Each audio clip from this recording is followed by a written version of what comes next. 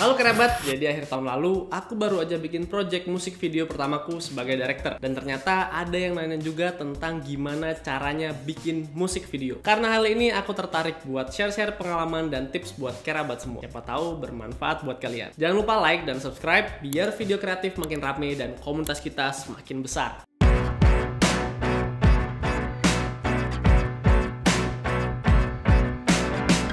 Oke, lanjut. Yang pertama, tentu kalau mau bikin MV itu kita harus bebasin imajinasi kita. Di project MV ini, aku ngerasa kalau ngerjain MV itu seru banget. Karena di dalam proses pembuatannya, kita tuh beneran bisa bebas banget berinterpretasi. Ya, nggak ngasal-ngasal juga ya, tapi kita tuh bisa masukin sudut pandang yang berbeda-beda banget di dalam visual MV kita. Tentu, ini juga harus kita sepakatin sama klien ya, karena siapa tahu interpretasi kita jauh banget sama interpretasi klien. Kayak aku di project MV pertamaku ini bareng Patricia Gaberatu yang judulnya Basa-Basi Bisu. Di lagu tentang hubungan sepasang kekasih yang sudah merenggang ini, aku berusaha menggambarkan MV-nya dengan beberapa kata kunci dari lirik lagunya, putar otak sama terjebak. Jadilah aku menggambarkan MV ini dengan dua orang kekasih yang memutar waktu, terjebak dalam satu lingkaran waktu yang nggak bawa mereka kemana-mana. Day trap. Aku coba present ide ini ke Patty, itu nama panggilan penyanyinya tadi ya, dan ternyata dia suka. Jadi deh, imajinasi liar yang aneh ini. Ya walaupun aku nggak terlalu puas dengan hasilnya, karena menurutku konsep ini masih bisa dibuat liar dan disempurnakan lagi. Tapi aku seneng sama prosesnya. Yang kedua, stop freestyle. Oke, imajinasi emang boleh liar ya, tapi kita tetap harus ada guideline, harus ada rancangan dan catatan tertulis dari ide-ide gila kita tadi. Jangan kebanyakan improve. Selain rawan dengan trouble, kebanyakan improve juga beresiko dengan kru-kru yang kewalahan sama ide kreatif kalian yang tiba-tiba muncul itu. Jadi jangan sering-sering bikin ide di lokasi, atau yang penting shot semua yang ada di lokasi. Kita tetap harus punya guideline sebelum syuting ya, minimal treatment atau shot list apa aja yang harus kita shot,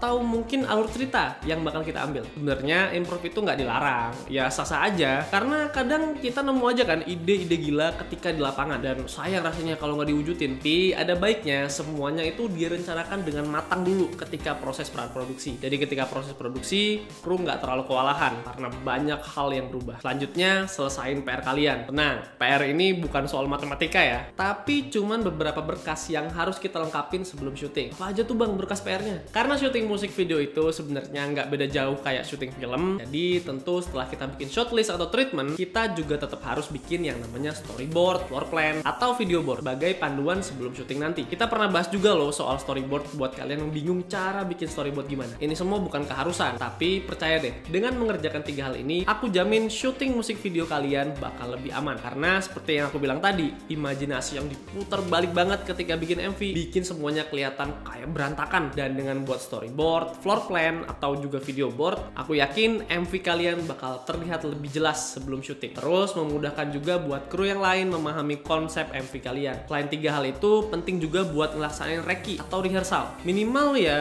H-1 sebelum syuting, biar proses syuting semakin lancar lagi. Yang terakhir itu movement. Ini teknis sih, tapi aku rasa perlu sih buat sharing ke kerabat. Kasih movement kamera atau movement pemain di frame kalian supaya MV kalian lebih terlihat hidup. Yang aku rasain di MV itu beda kayak film ya. Mungkin gambar still di film berguna banget buat membangkitkan impresi penonton, atau berfungsi banget untuk mentransfer informasi yang ada di frame ke penonton biar penonton ada waktu untuk scanning apa yang terjadi dalam frame. Tapi kalau di MV itu penonton udah fokus ke lagu, jadi akan sangat PR banget kalau kita juga maksain penonton untuk men-scanning sebuah frame. Ada kemungkinan penonton bakal bosen ya, tapi ini nggak mutlak sih. Ada beberapa kasus mungkin kalau lagunya pelan banget, sedih, mendayu-dayu, bisa tergambarkan dengan baik dengan gambar still atau ya tanpa gerakan sedikit pun. Menurut kerabat gimana? Kalian punya pengalaman lain? Boleh dong cerita di kolom komentar. Tipsnya udah nih, tapi sebenarnya gimana sih biar bikin MV kita semakin cinematic dan spicy? Kayaknya minggu depan aku bakal minta bantuan Bang Wan ya buat jelasin secara teknisnya proses pembuatan MV ini, teknis lighting, kamera, dan lain-lain. Oke, bye!